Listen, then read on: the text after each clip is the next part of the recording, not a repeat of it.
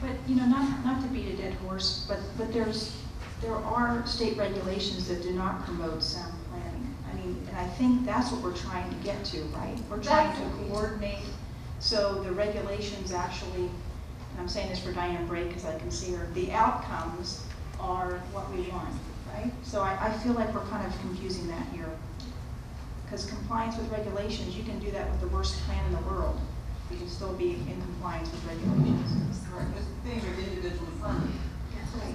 And it may very well be that regulations get changed as a result of this process over a period of time for inconsistency or other reasons.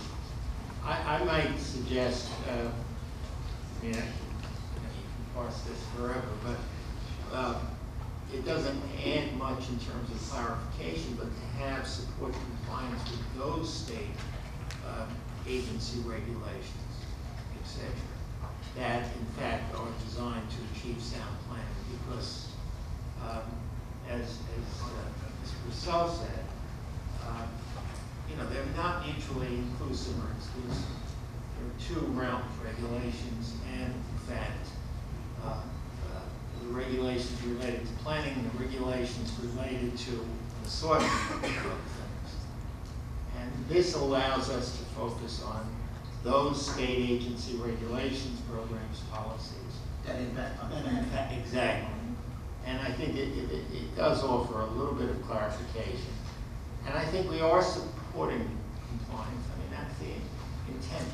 We're not, it's not the regulatory process, an overall regulatory process. It's a process that's designed to plan, to encourage planning, development, redevelopment. So it's very specific. Actually, I think that's a much smarter suggestion.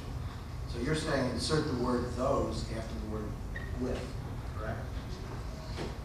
Yes. Right, so what are those? What are those regulations? I started out by Time out. I've got a reporter. I didn't start out by saying it doesn't add, I acknowledge that, it doesn't add clarification, but it does add some specificity with what we're trying to do. This is the purpose and scope statement. And I think you're asking it to do too much. As you go through the rest of the document, I think that's the clarification of what's required, in fact, to achieve these objectives. But I like this objective, I have to say, as it is, pretty much. I mean, the purpose of that, actually, there is a list of regulations that we do find to buy, and that is a list of their enforcement guidelines. So that's really, you get consistency with the state plan, you do that through implementation of that state plan through the endorsement process, and then we have the guidelines in the endorsement process that sets forth, this is how you are good, you're doing good planning.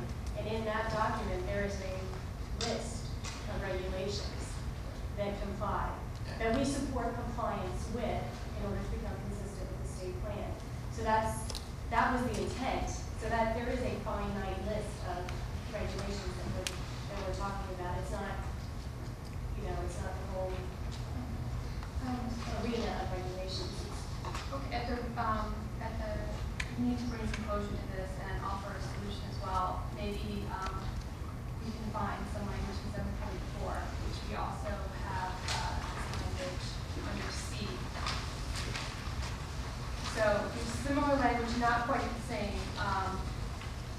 The plan endorsement guidelines shall set forth the standards by which a petition for plan endorsement will be evaluated for consistency with the state development and redevelopment plan to achieve the intent and purpose of the State Planning Act and support compliance with state agency regulations, programs, and policies that achieve sound planning.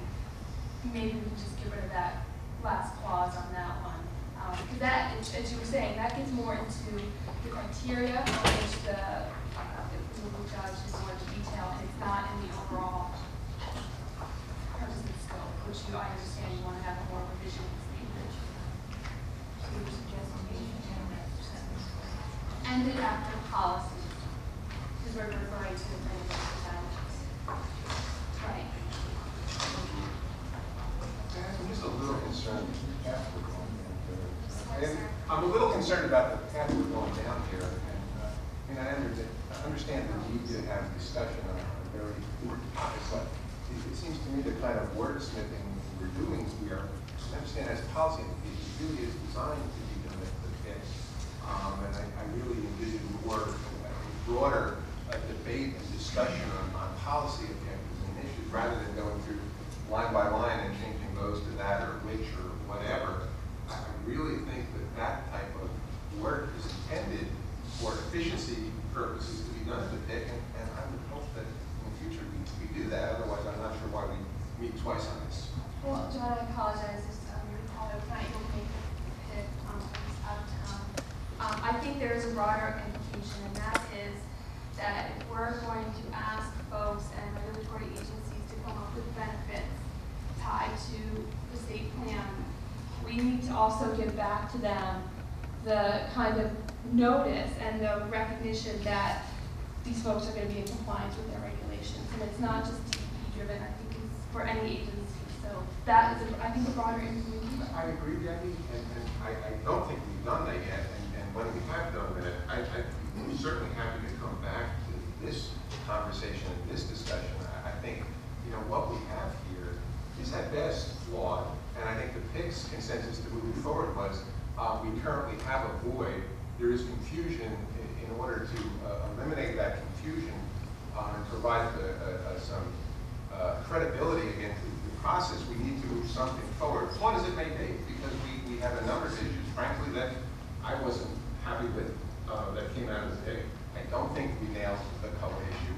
I don't think we once and for all settled the thorny issue of water and sewer service. And frankly, the benefits, while it's nice, we've sort of quantified them in one place, a lot of it is still kind of nebulous and loosey-goosey, and I don't see really the type of specific benefits, specific timelines that I would hope would come out of a discussion on this rule. That said, the consensus of our committee was to move this forward in the interest of filling that void, in the interest of eliminating confusion, and in the interest of moving the process forward, and to once again invite municipalities back to the table to get the conversation going. So I think, and again, I apologize for being late, that would be my opening for the paper report, but I think we ought to focus on doing that. And perhaps we're an hour and almost 45 minutes into this meeting, and I feel, very frankly, that we've achieved very little. I'm not criticizing anyone, but I think what we need to do is, as John points out, and as I indicated earlier, we need to move forward. Our job is to help municipalities and help this state to better plan. And from my perspective, we have a number of issues that still have to be addressed. These are not nirvana. But if we don't move forward and do something and get the process going and give municipalities that beacon of light that they need to get their feet to the fire and get to do the good planning, then we're not doing our job. So instead of sitting here for another 3 hours, because we only have about 45 minutes left before we got to get out of this room, I would like us to focus, perhaps, for the rest of the meeting on any major issues or policy issues that anyone has. And I would certainly suggest that we keep this meeting, as far as the guidelines are concerned, keep this process open. If anybody has specific recommendations they wish to make concerning amendments, I would entertain it at every single meeting going forward. I mean, I wouldn't have any problem with that.